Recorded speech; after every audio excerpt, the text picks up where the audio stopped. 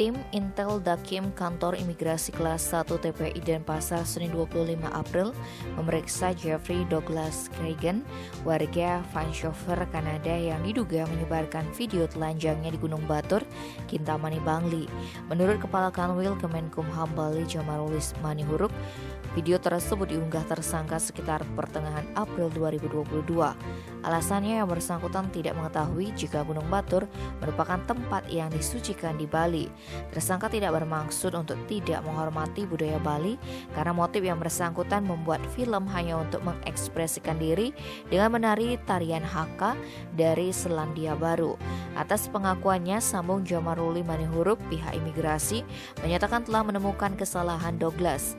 Karena itu pihak imigrasi memberikan tindakan administratif keimigrasian berupa pendeportasian dan dimasukkan namanya dalam daftar cekal. Selama ini Douglas tinggal di Punija Jungle, Desa Kliki, Tegalalang, Gianyar dengan menggunakan visa kunjungan hingga 24 Mei 2022. Dia pertama datang ke Indonesia tahun 2018, kemudian tahun 2019 Douglas kembali ke Indonesia. Selain mengunjungi Bali, Douglas juga berkunjung ke Malang dan Lombok.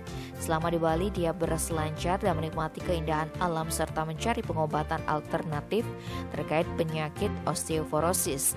Untuk memenuhi kebutuhan sehari-hari, dia bekerja di Kanada sebagai aktor di kanal Netflix, di samping mengisi suara di film animasi dan membintangi iklan komersil serta penyembuhan secara psikologis secara online.